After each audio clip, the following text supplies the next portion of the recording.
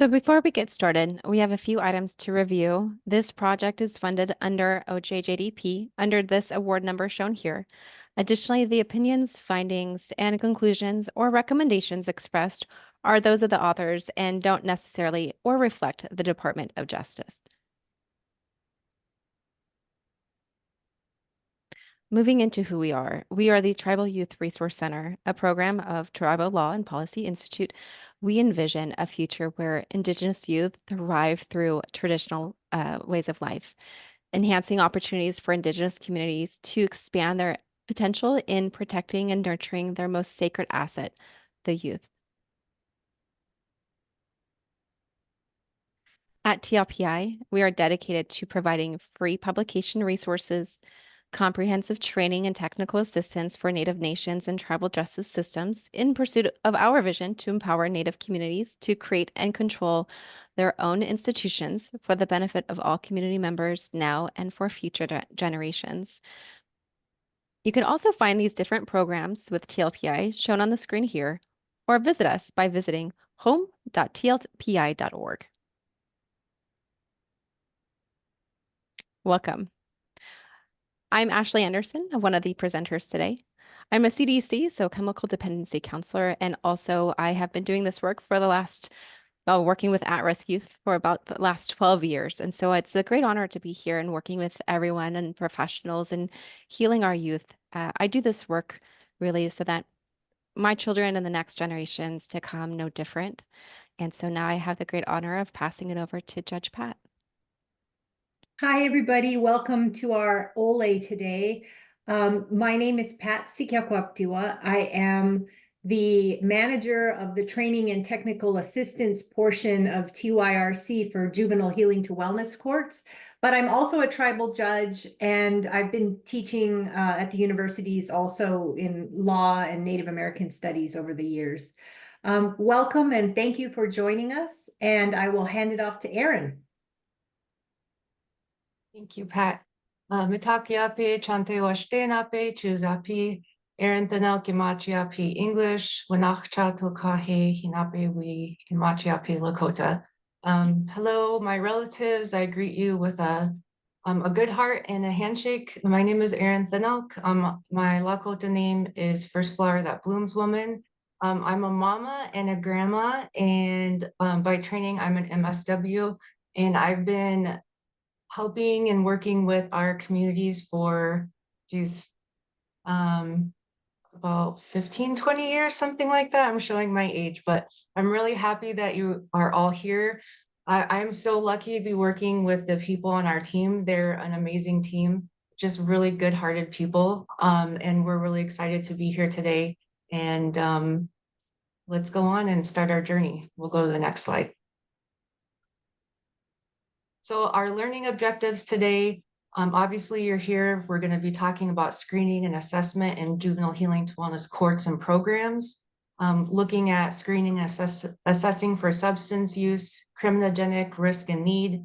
We're going to be looking at trauma, culture exposure, and cultural needs. Also for case management and supervision planning. We recognize that there is currently a debate about the intended purpose and desired approach within juvenile healing to wellness courts and programs. And we're going to look at that and discuss it here today. We have really good talks about that within our team.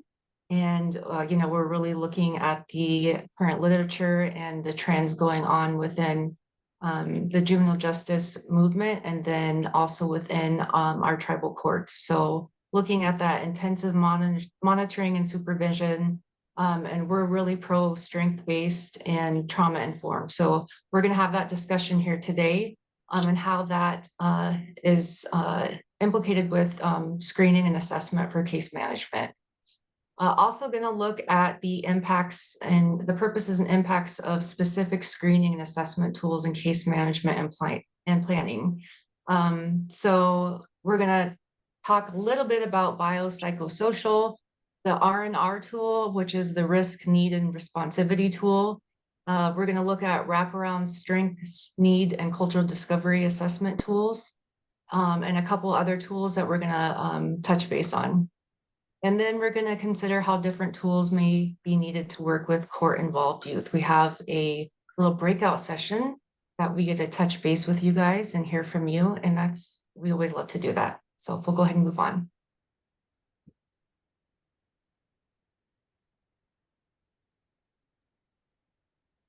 Okay, so we wanted to just remind folks that a lot of tribes, when they apply to support their wellness approaches, they apply for a CTAS purpose area grant.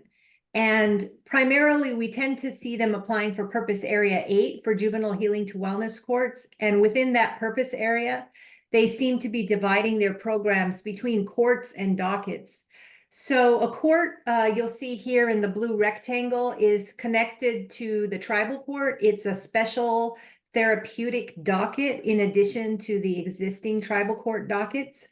But there are other tribes that locate their wellness programming in a tribal department or agency, and that's the blue circle you see here on the left. That is also fine. The big difference, though, to note is that juvenile court dockets or healing to wellness court dockets are designed to work with youth who have moderate to high criminogenic risk. That means that they are more likely to recidivate with more serious offenses in the tribal court or even in the state court system. And so that court docket is really designed to help them with their needs. And then the programs tend to serve youth with low criminogenic risk who may be having more like truancy problems and status offenses. There's a whole nother discussion we could have about truancy court dockets, but I won't go into that into detail here, just to note that you would be in the circle, not the rectangle, if we're talking about truancy as a primary focus. Okay, thank you. Let's go to the next slide. I can do this one. So how do you know if you're in a circle or a rectangle? Well, it really is kind of a chicken or an egg thing. Who are you trying to serve in your community? Who is your target population? If you're finding that your needs and your youth are more on the low risk side over here on the left, like you're seeing more skipping school, running away, underage drinking, problems with conduct and parents, if that really seems to be more of the issue, then you're probably in the circle in a program. If you're seeing more of the high risk, high criminogenic risk characteristics on the right in these different areas in work, school, how their thought process works, aggressive behavior, personality issues, peers where close associates have a lot of criminal behavior. If you're seeing more of an array of this conduct among the youth you want to serve, then you're probably in the rectangle and you want a court docket. So this is just a rough way for you to kind of gauge the difference between youth with low criminogenic risk and youth with moderate to high criminogenic risk. Okay, let's go to the next slide.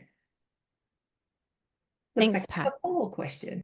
A few polling questions. So we just want to gauge what you know. And so thanks, Pat. Always love those figures there, the little people there. And also, so polling question, and we'll have this pop up here in a second. Do you currently use a screening tool? Yes, no, or unsure. And if you do, please tell us what you use in the chat box. We just love to know and hear what you're using. So do you currently use a screening tool? Yes, no, or unsure.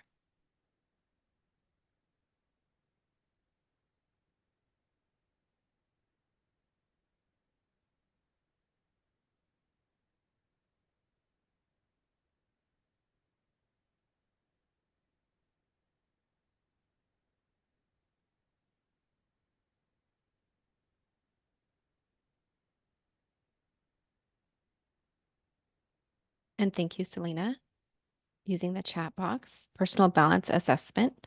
Okay, so do you currently use a screening tool?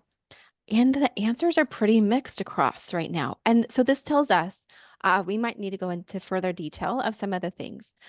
So thank you for sharing. And now next polling question.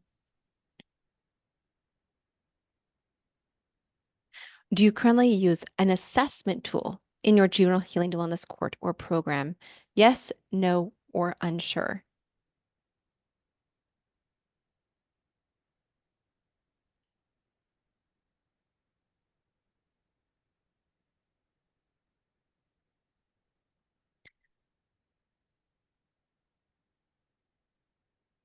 Thank you, Regina, for sharing that the adult drug court using gained and approved for the JV court. So, and Monique, thank you for sharing.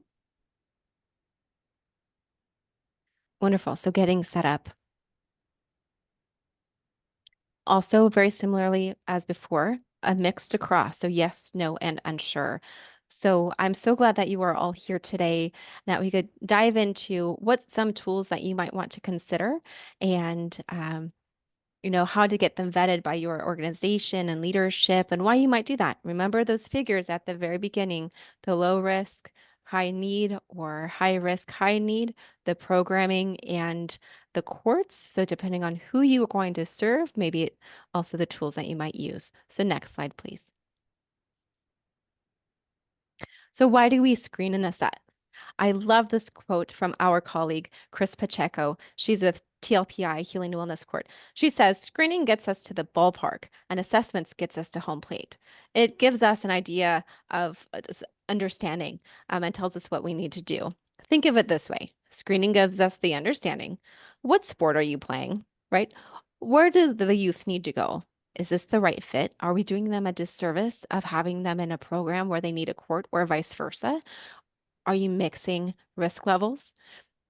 So what sport are you playing? What field you might need to be on? While assessing tells us what we need to do, what tools to include. If you're playing baseball, do you need a bat, a glove, a ball? And who needs to be on your team?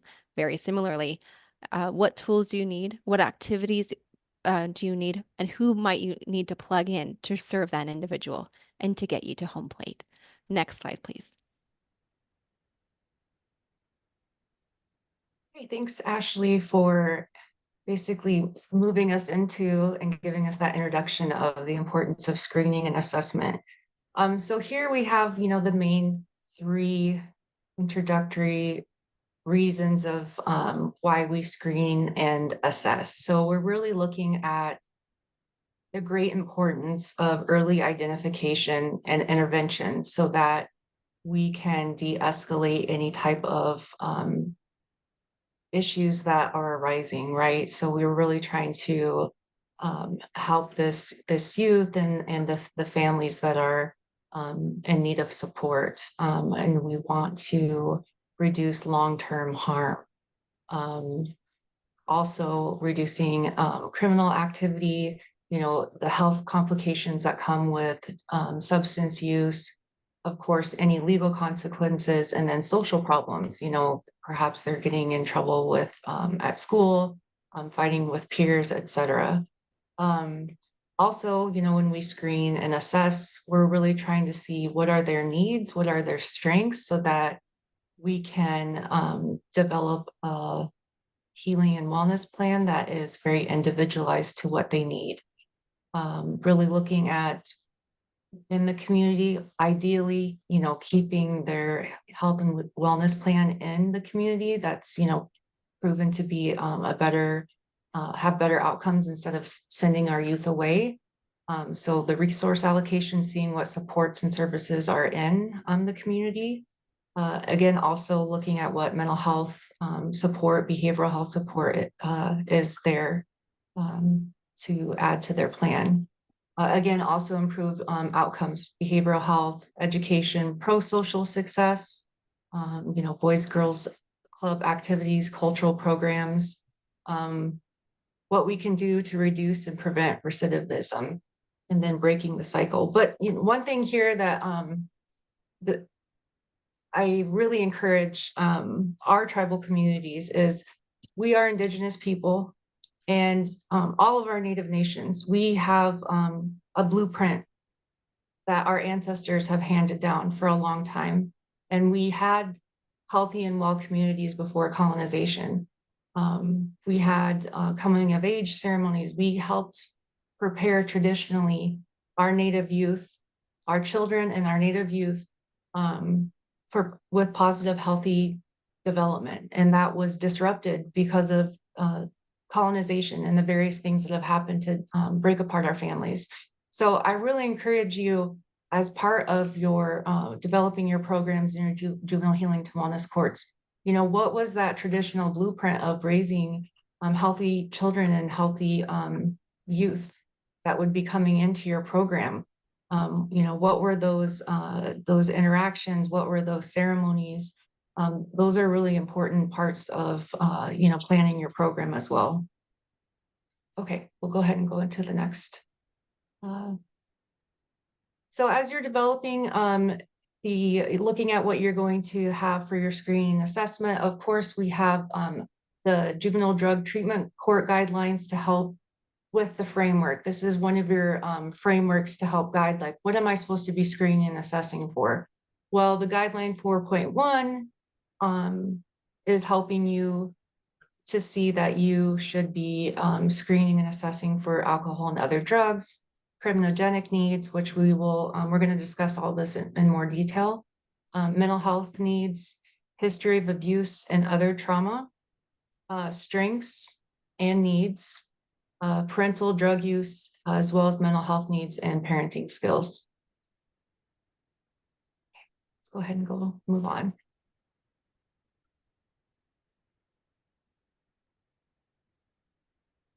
Okay, so now we're going to randomly place you into breakout rooms, and I'm going to have a breakout room, Ashley's going to have a breakout room, and Judge Pat is going to have a breakout room. And I'm going to go ahead and read through a scenario. We're going to be able to have the scenario in the breakout room, or actually we're going to put it in the chat, I think, and you'll be able to pull it up. But why don't we go ahead and go to the next slide, and I'll read the breakout scenario. You also can follow along or read it, but unless maybe there's some people like me who watch movies with closed caption on, because I have to see it and hear it.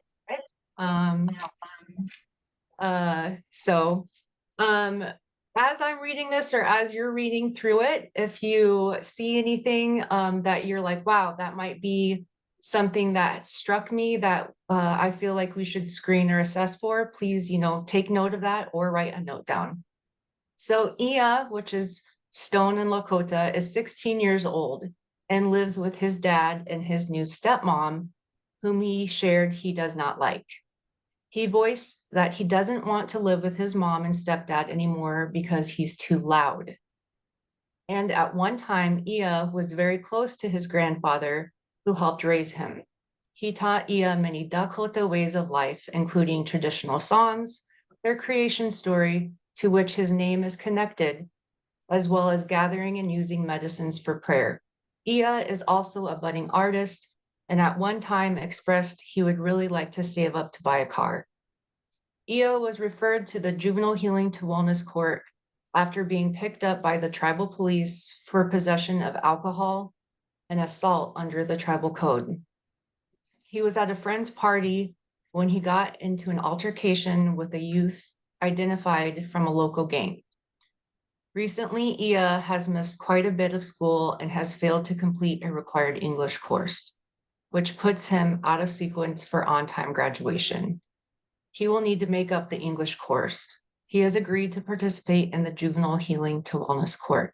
Now, of course, we don't always get little tied up scenarios like this, but you know, through different screening and assessment tools, we would piece together, you know, based upon the tools that we used, a scenario or, you know, the story to build up, you know, what screening and assessment tools we would use. So we'll go ahead and let's see, are we gonna go to the next slide? I can't remember, Ashley, if you could help me.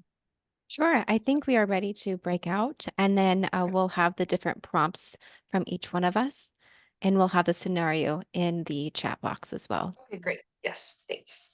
Of course. So, Antonia, go ahead and take it away, and we'll see everyone in the respective breakout rooms. All right, welcome back, everyone. And we had some really great conversations in our breakout rooms. And so, if you'd like to unmute, we'd love to have a large group share out. What things did the scenario cause you to want to do or screen or assess for? Why? And what might you do with the information you gleaned?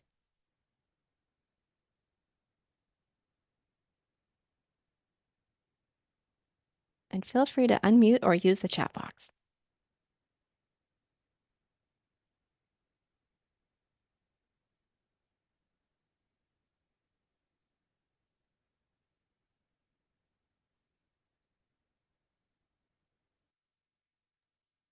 Hi, this is Monique.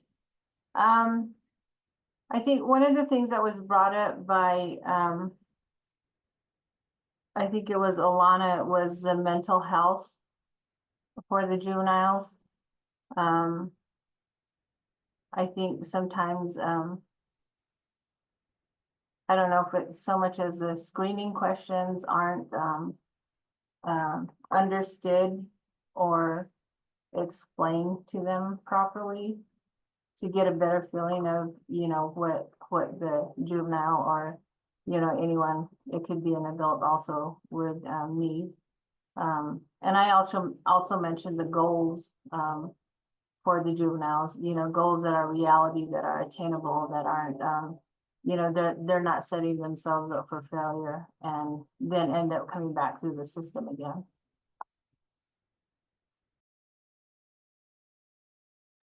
Thank you for sharing, Monique.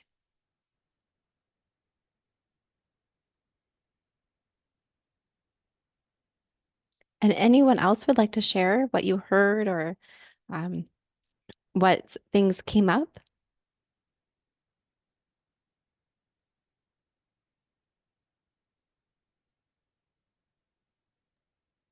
To say in our group, I was really proud because I wasn't able to consider this list to determine which tools you need. So they went into it blind. So if you could flip back, Antonia, to that, I don't know if you can, maybe not, but they just went into there we go. That wasn't in the chat for us or anything, so I wasn't able to grab it.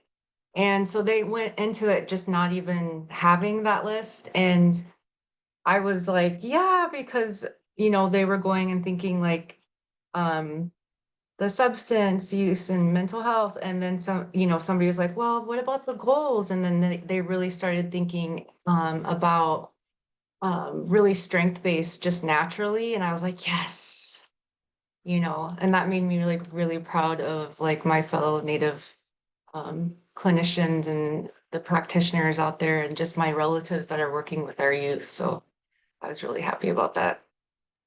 So good job, group. And I love that everyone is really thinking critically of next steps and what they might need. And Erin, I had dropped it in the chat, but I realized it only came to my chat in my breakout room. But the slide deck and these pieces will be sent to you after this training and accessible on our website. And so you could refer back to them. We want you to make sure that you have access on all the tools that you need to serve your youth. So thank you for Erin for sharing that, and a larger group, apologies. And thank you, Stuart. Yes. Other tools that may fit. Perfect. All right. Next slide, please. Next slide again. All right.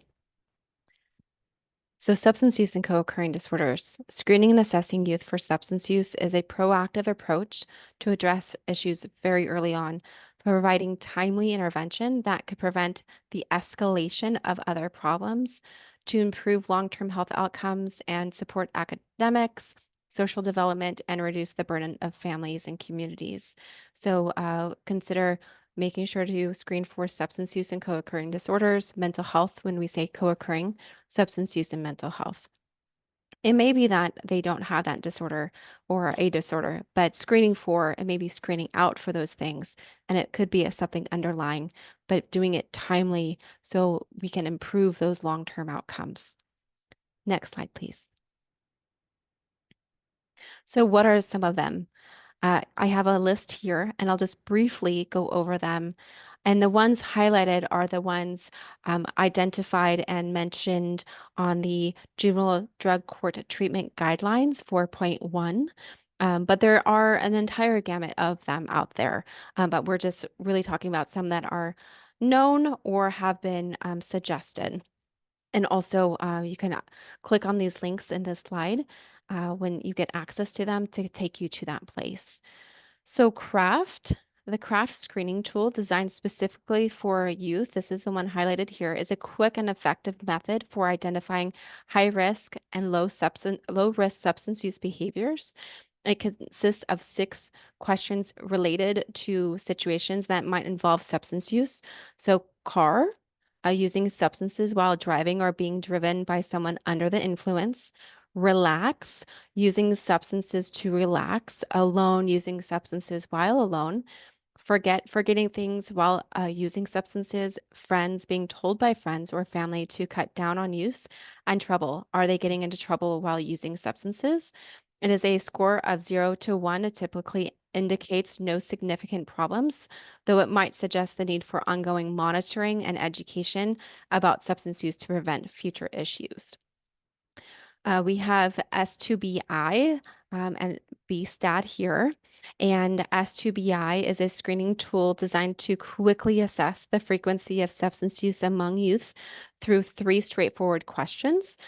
Based on the response, it categorizes individuals into low, medium, or high risk. Low risk individuals usually report no or minimal experimentation, warranting just prevention, while medium to high risk individuals report more frequent use, indicating the need for more comprehensive tailored treatment. And then BSTAT. So I've kind of gone out of order here. It's just organized alphabetically. And then brief screener for tobacco, alcohol, and other drugs. So BSTAT is a tool to screen youth for substance use, focusing on tobacco, alcohol, and other drugs. Quickly assesses the frequency, intensity of use. And next slide, please.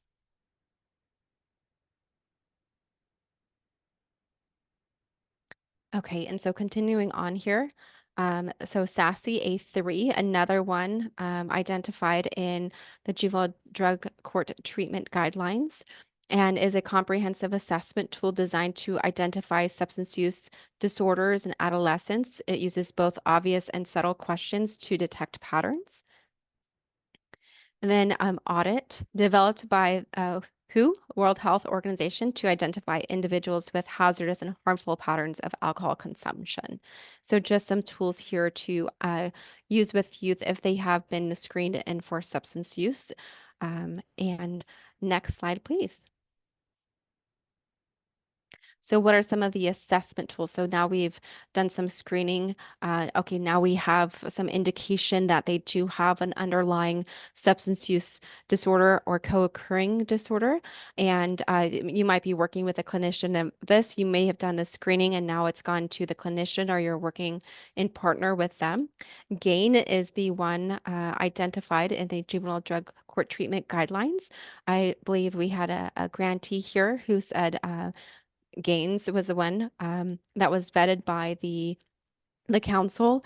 But again, also knowing what's the best fit for your community. Also other funding streams as well. And some of us have heard of GIPRAs through SAMHSA, and because of funding streams, you have to use certain tools. Here under OJJDP, GAIN is the one recommended, but again, there are others. And so just quickly going over them. So ASSIST here is alcohol, smoking, and substance involvement tool and designed to detect substance use disorders. We have GAIN. There is a 60 to 120 minute triage of the problem and understand the kind of intervention they're likely to need along 4 dimensions: internalizing disorders, externalizing disorders, substance disorders, and crime and violence. There's also the short screener, which is a quick 5-minute screener to identify those who have been are likely to have a disorder, and then they move into the full assessment. And I could go over the other 2 here, but for sake of time, I do want to go to the next slide. Okay, and now mental health, so part of the co-occurring, and Erin, go ahead and take it away. Sure. So let's see, we're looking at mental health screening tools. And so as Ashley had shared some of the substance screening tools, we're sharing, this is definitely not an exhaustive list, but we have found a lot of these are commonly used in Indian country. And I just really want to say that any of these tools, please vet with your community. It's so very, very important. That's why we encourage you to have a community advisory committee, really look and vet every tool within the community. The Indian Psychologists Association, make sure that it's appropriate for your community. Again, mental health screening tools, the 988 safety plan. I know quite a few of our tribal communities have been using that. It's a great safety plan that you can pull up on your phone, and you can just work with the youth and have it up on your phone. It's been really been helpful. The Columbia Depression Scale, that can be used with youth aged 11 and older for both depression and suicide. The GAD-7 is for youth age 13 to 17, and that is looking to see if they need to have further assessment if they have anxiety disorder. PHQA is a 9-item measure that is screening for the severity of depression and depressive disorder episodes in youth 11 through 17. So let's go ahead and move on. In addition to mental health screening It's tools, about tribal courts. This is about really tribal courts. important to assess for trauma. So we were talking about that in the scenario with Ia, and not only just with his interaction with his peer, but also, we don't know what was going on in the household, and maybe not feeling safe there, and history of perhaps violence in the house. So we did list the ACEs screen. That one, should be definitely talked about within the community before. I would suggest before implementing that. It's more of not a direct screening to be used. It's more of like a general measure within it's not necessarily a screen for an individual.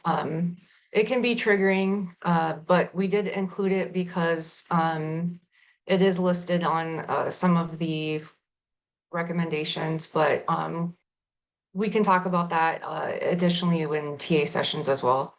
The CATS Child Trauma Screen is a 10-item screener that is to measure trauma exposure and PTSD symptoms for youth age 6 to 17. Another trauma screening tool is the Child Adolescent PTSD from UCLA index, and that is screened by a clinician, and that's semi-structured, and it looks at a child's trauma history. And that is for use with school-age children and adolescents. Can go ahead and go on to the next. Right. Thank you, Erin. So, And yep. oh, I was just going to add one more about the ACEs. it essentially kind of tells you the probability of things, right? And so there's an asterisk there. So again, really working with your steering committee and your team of best tools, and then not just solely using ACEs. I know we've had conversations with others about why you may need to implement other tools with ACEs, so adverse childhood experiences. So it tells you if there's, mental health disorders in the home, substance use in the home, when or both parents are imprisoned or have gone away for disorders, and or there's a death in the family, the likelihood that that child may have something, an underlying behavior as well, but not only solely using it. So I did want to clarify. So thank you, Erin, for bringing that up. And so now we go into a poll question. And Erin, if you'd like me to introduce it, I'm happy to do that. All right. So polling again. Again, it's just really gauging, gauging the group and letting us know what you know. So do you currently integrate culture into your screening and assessments?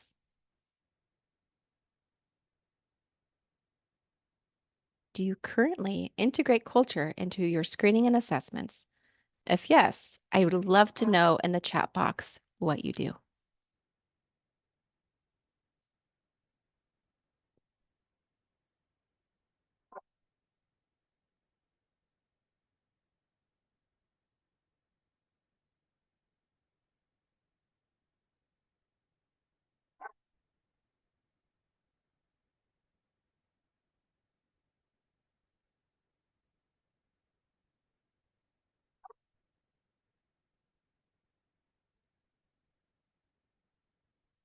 So many of you do integrate and include culture into your screening and assessments.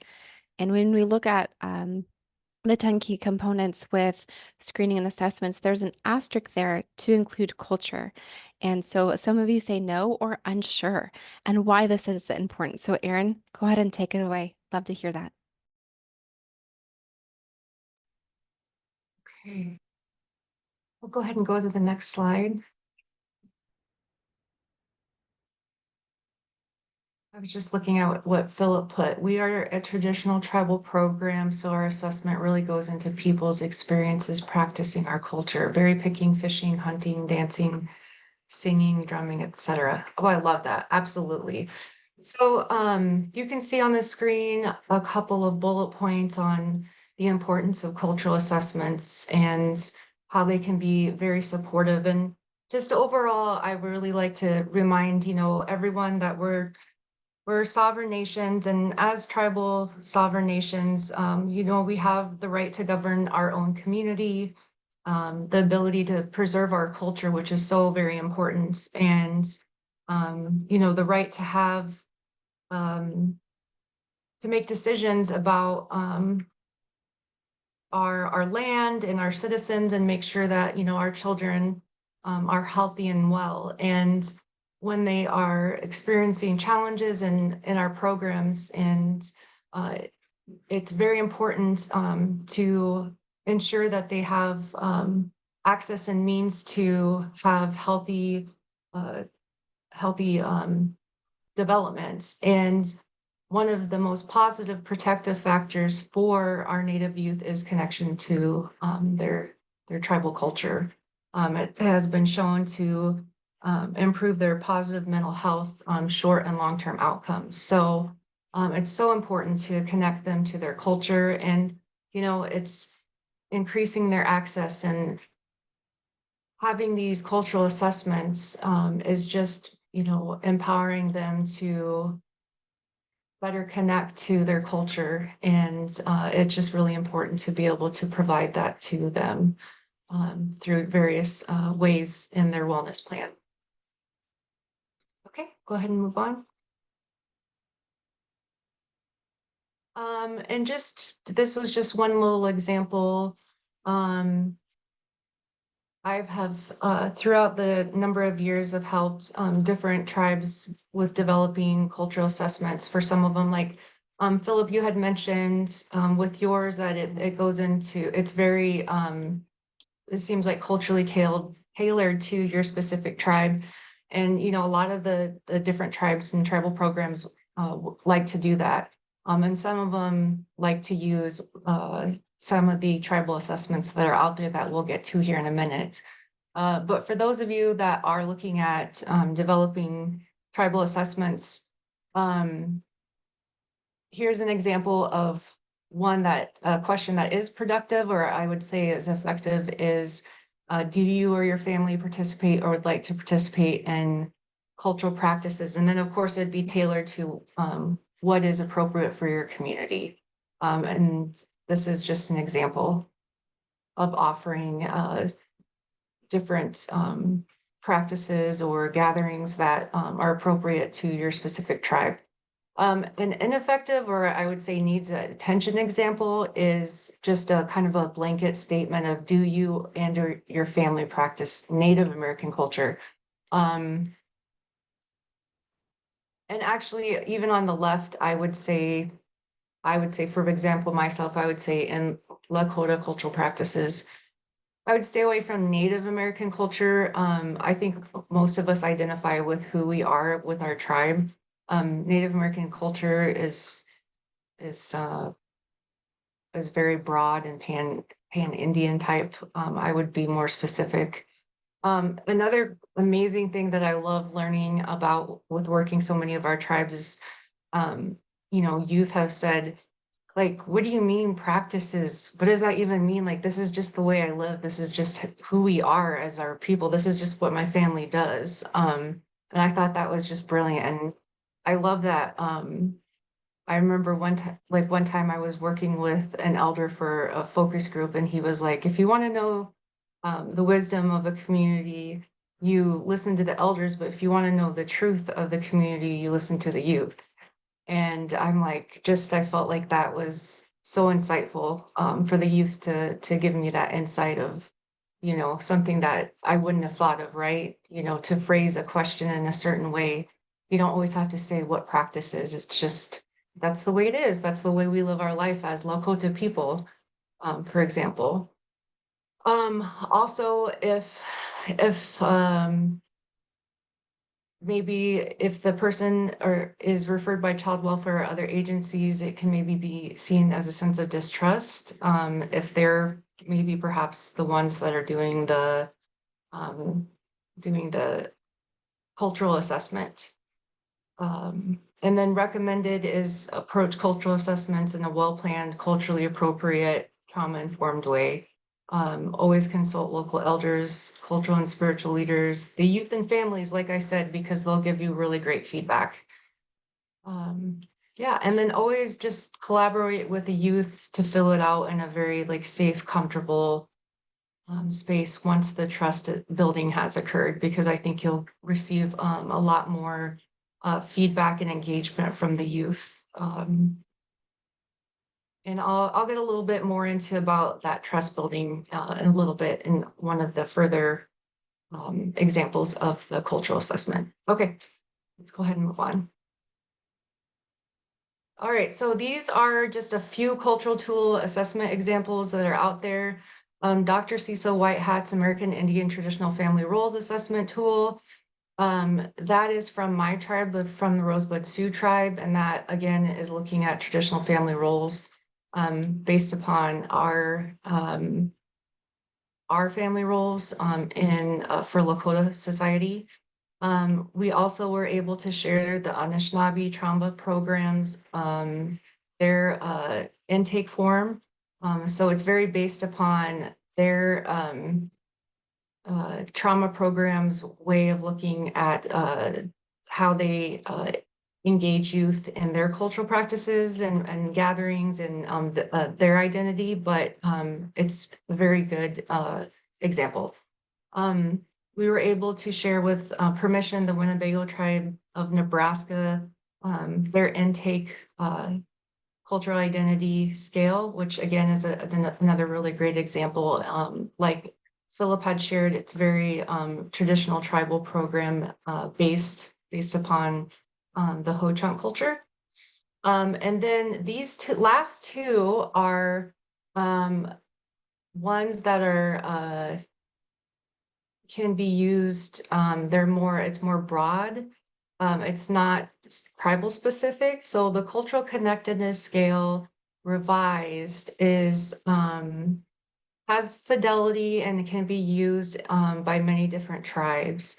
And it is basically, you can adapt it to your specific tribe. So for example, like one of the questions talks about if you engage in connecting like with your spirit, and it talks about using medicines. So you would put in the medicines that your tribe uses. So it is adaptable in that way. You can click on the link and learn more about it.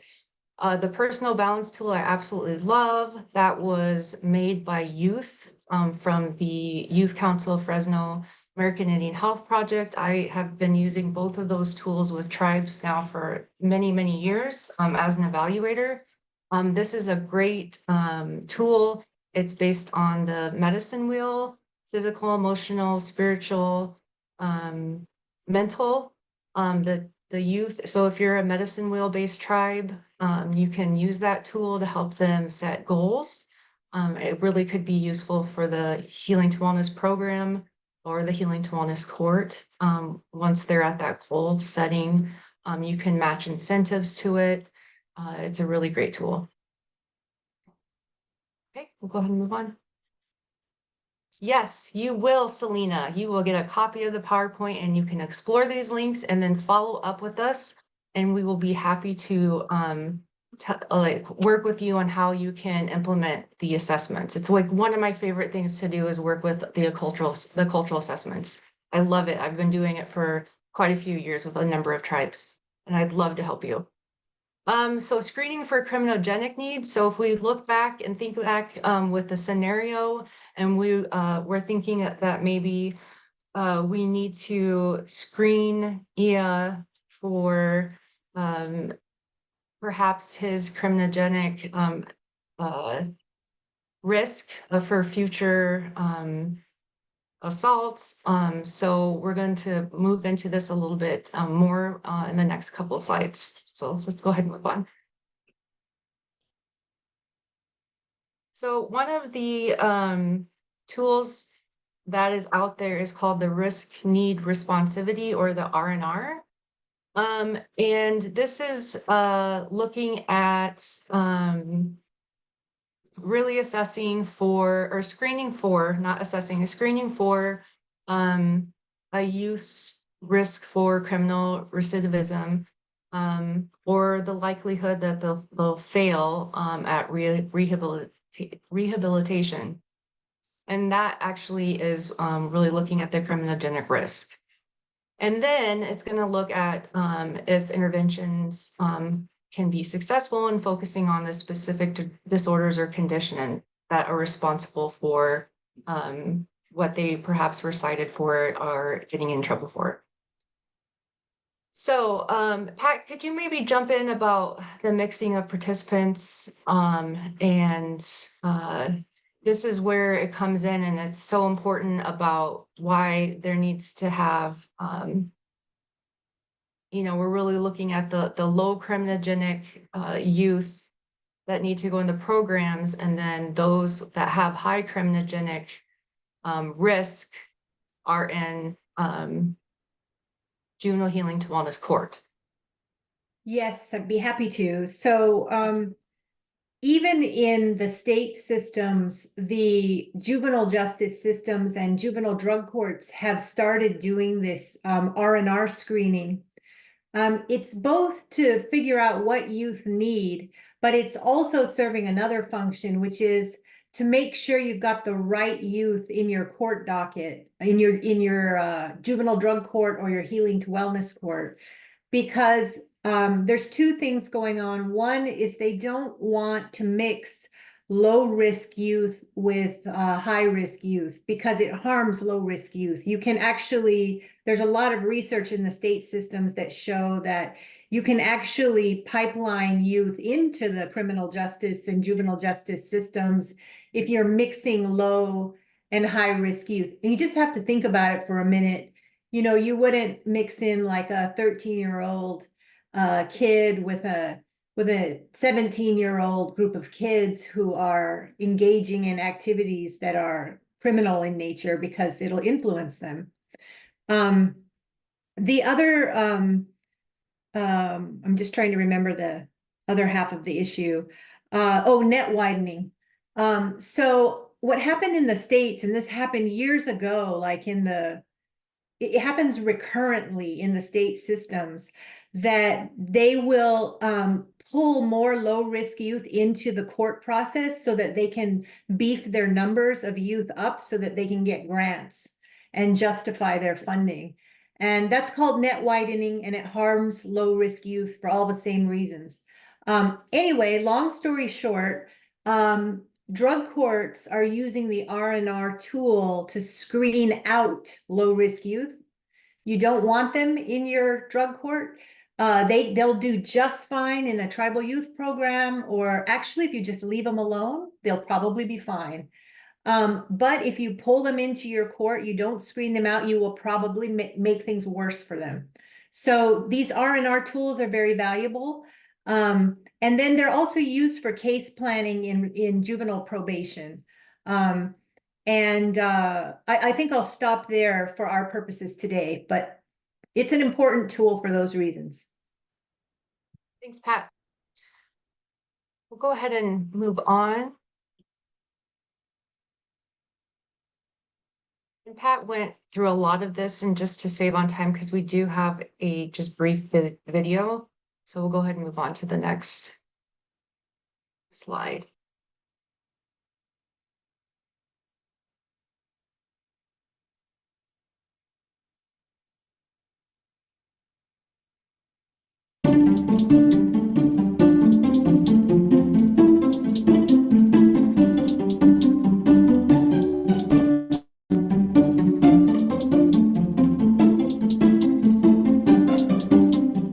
My general research interests are in risk assessment specifically. So my background is in forensic psychology.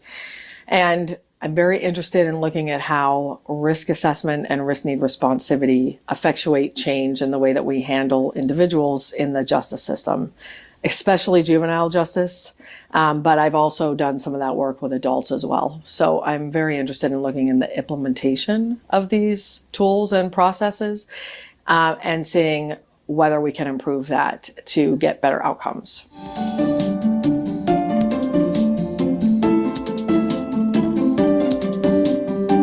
So some of the key findings of this line of research that we're particularly excited about is the significant shift we see in the sentencing of young people, otherwise known as dispositions in the juvenile justice system. So we see when a risk assessment and risk need responsivity based policies are put into place and everyone's bought into that process, that youth are getting less severe sentences. So more youth are being handled informally, or they're being diverted altogether. And significantly fewer youth are being sent to a detention facility or other form of secure placement at sentencing.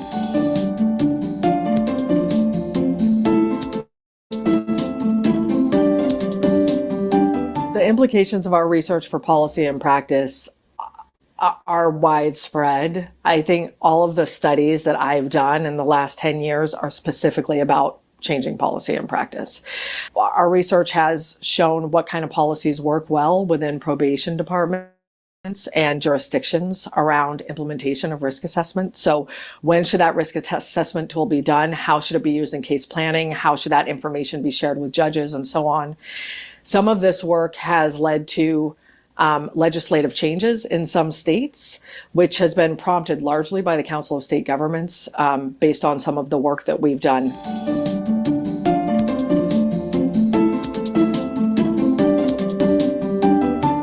What I hope the practitioners and the public will take away from this discussion is that adoption and good implementation of risk assessment in justice settings, if these things are done well and thoughtfully, it leads to much better outcomes for the individuals that are touching the system.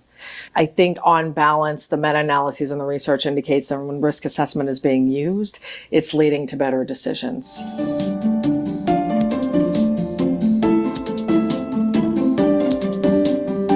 So how we can start more collaborations and research initiatives to address this issue, I think where that the funding, some areas where the funding might want to target is really a lot more implementation related research. We can do a lot of random control trials, but we found through just one random control trial that you can never find two probation offices that operate similarly. I don't care how you randomize them. It makes the outcomes very difficult to compare, and it makes things very difficult to generalize. So in general, I just love to see more research that's got it grounding in implementation science. But I also think in order to sustain good practice in these reform efforts, we should put some more time into developing and researching models for coaching, supervision, and feedback. That's an area that I think has been really understudied in the justice system.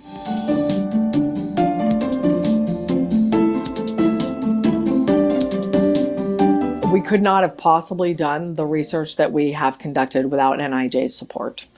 The type of work that we've been doing over the last 10 years has involved working with probation offices and jurisdictions for a year to just help them implement risk assessment and risk need responsivity types of policies. There's no way we could have done that work without the funding and support of NIJ, and just having the name of NIJ behind us, that sort of influences jurisdictions being willing to work with us. And then there's great advisors and program officers at NIJ who help us problem solve and think about how the research should be conducted moving forward.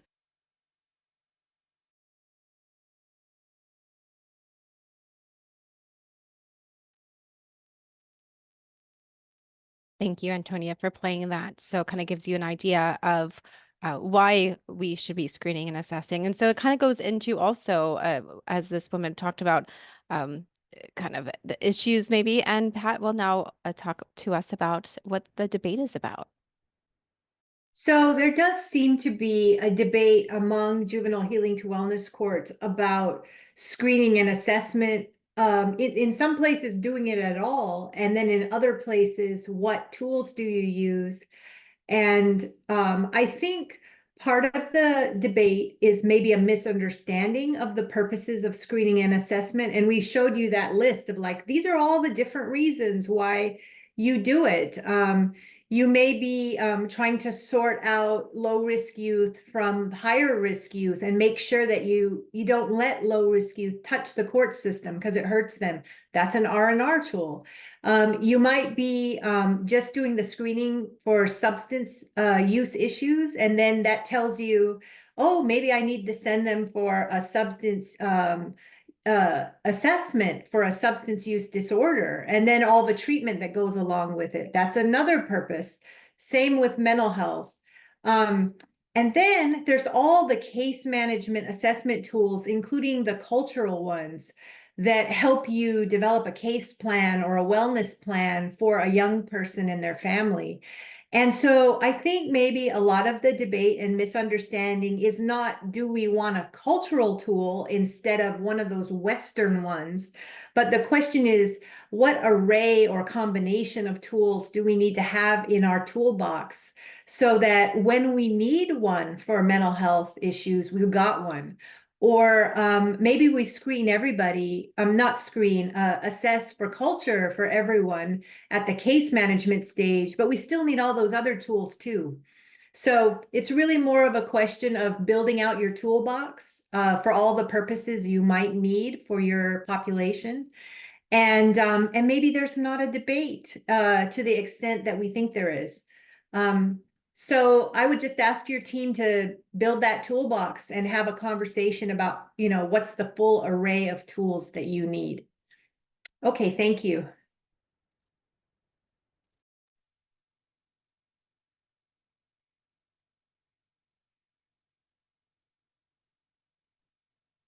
Okay, so case management approaches to screening and assessment. I put this together because so case management activity is on the left. So we're looking at the initial screening, moving into assessment and ongoing assessment and goal planning. So I just chose two approaches And this is adapted from the Treatment Improvement Protocol, or TIP 27. And there are quite a few different case management approaches, but what I'm trying to point out in this table here is that based upon how you screen, it's going to affect what your case management approach is. So if you are only screening for a couple of things, your case management probably is only going to be checking in with your youth. If you're only going to screen on, for example, substance use, because that is what your tribal youth healing to wellness court or program requires, then maybe, you know, you're only going to be checking in and with maybe randomized drug tests, maybe looking in maybe at some, if they are making classes, something like that. And that would be more of like a PO style, broker generalist, probation style. Now, on the other end of the spectrum, I chose mostly one end of the spectrum to the other end of the spectrum. The other end of the spectrum would be more of a clinical rehabilitation wraparound approach. And that would have more of a comprehensive screening process. And that's going to be really screening for a lot of different things. If the youth is presenting in a way that is looking like they probably are needing to be screened. But if you think about it, good screening happens in clinics usually biannually anyway, because it's a good part of overall physical health. You usually get in the clinic, you do usually get a depression and anxiety screening anyway, because it's a good practice for good health. So I know for the drug court POs, they usually are using the R&R. They usually are looking at maybe an expert or one of the other substance use tools. And, you know, their approach might be, like I said, really looking at drug screening. And then their assessment might be referred out. Again, their approach for goal planning might be just checking in. They may not have goal planning. And then the clinical rehabilitation wraparound is much more intensive. It would be joining a whole wraparound team, weekly or bi-weekly check-ins with a team, really being part of having a psychosocial assessment, checking in on their treatment, mental health treatment, behavioral health treatment plan, using, you know, various screening and assessment tools, really identifying not only their needs, but their strengths and also their families, looking at cultural strengths and needs as well, looking at safety planning, looking at, you know, a lot of different areas, mental, spiritual, social, physical. So really thinking about what screening you're going to do is going to reflect your case management approach. And I think people aren't thinking about that because they don't know, right? So it's really important, like Pat said, cross-training is one of our juvenile healing to wellness 10 key components. And so having that annual training plan is really important. And we offer a lot of trainings through our TA center here as well. So, okay, let's go ahead and move on.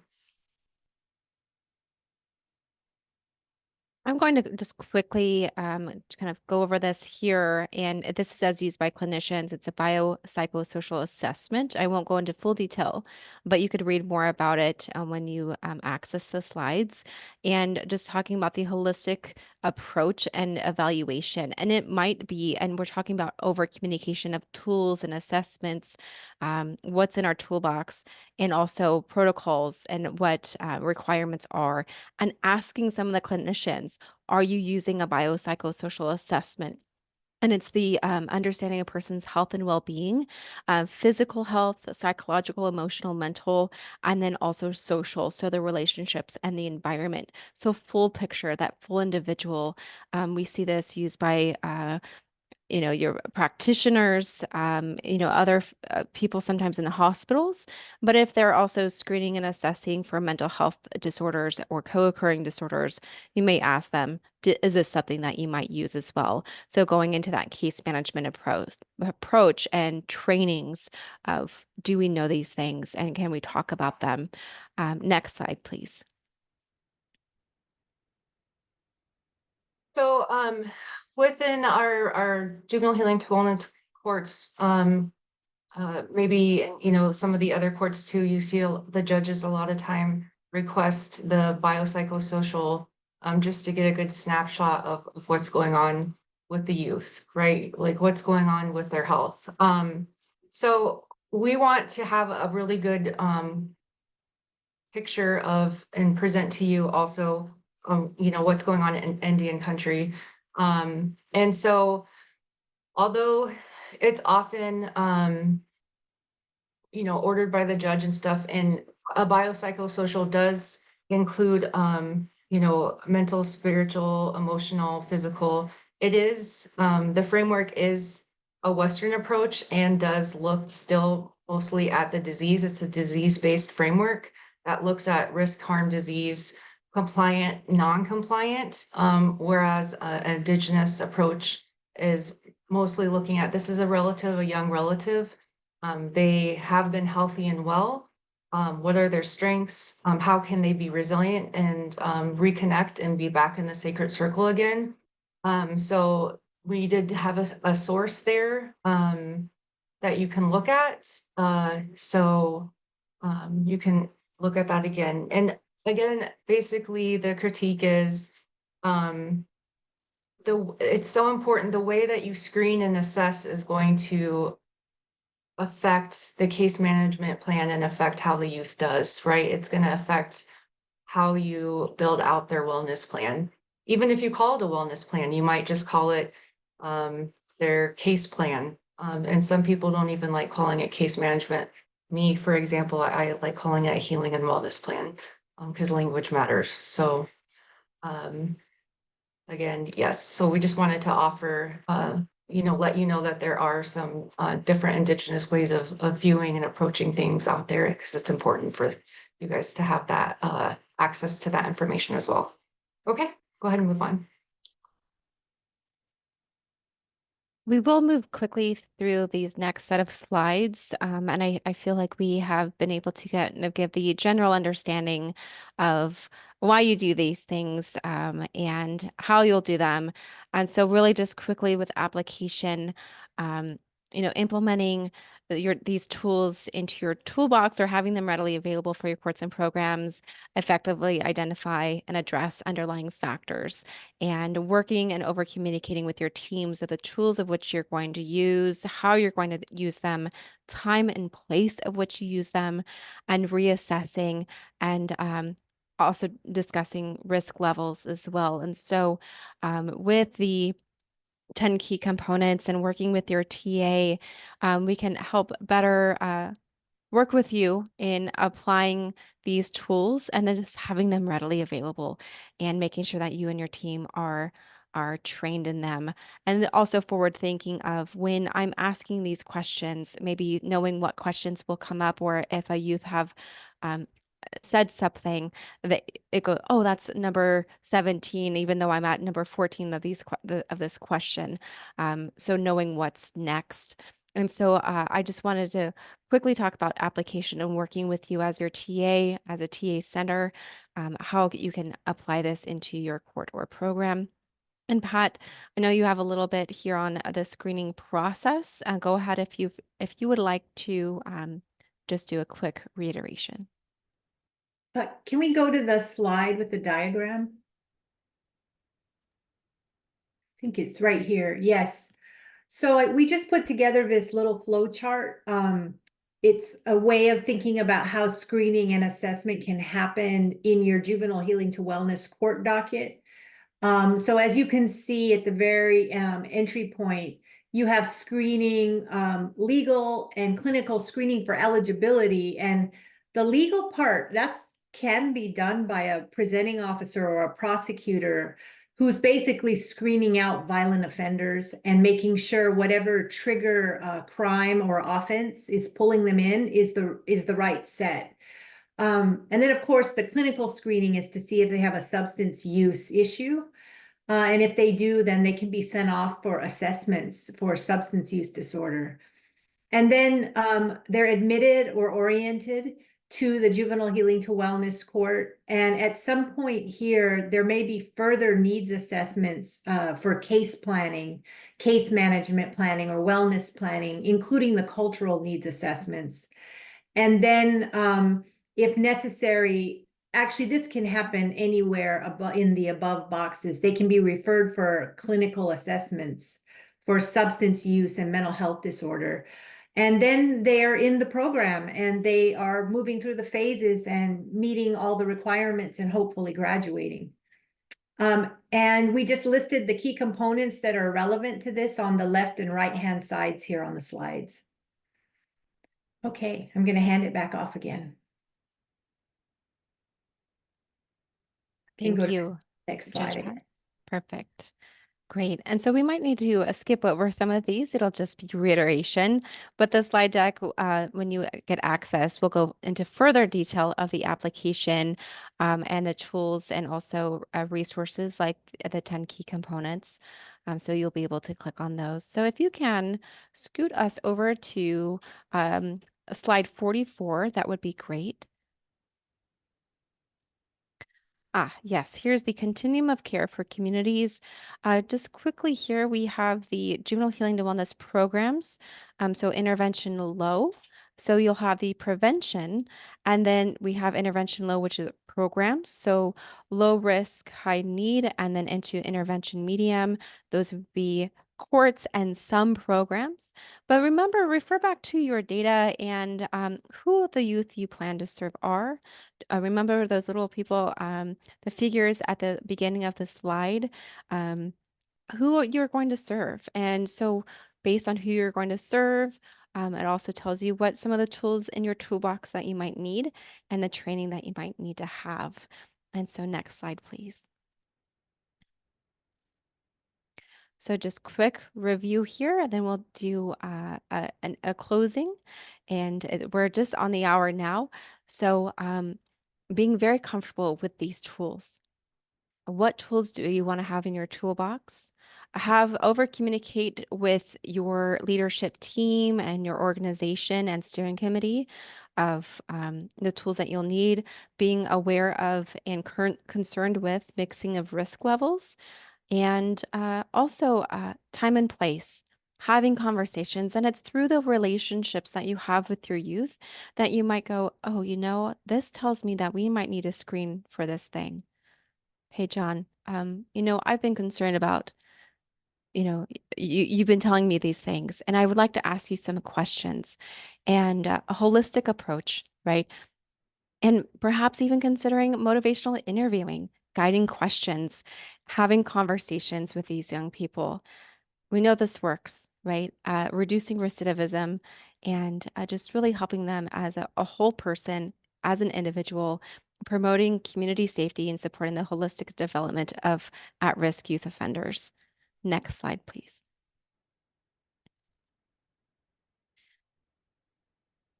We could skip over this. I feel like based on the chat box, you may consider more of the screening tools.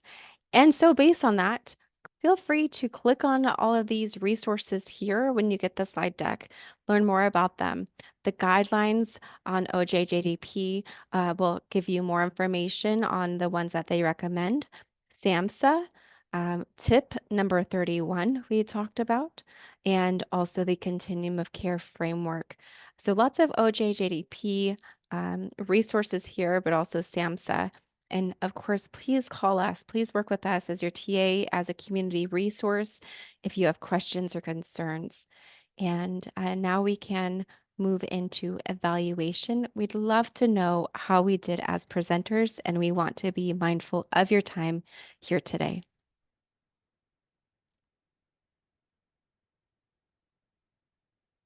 And thank you, Antonia.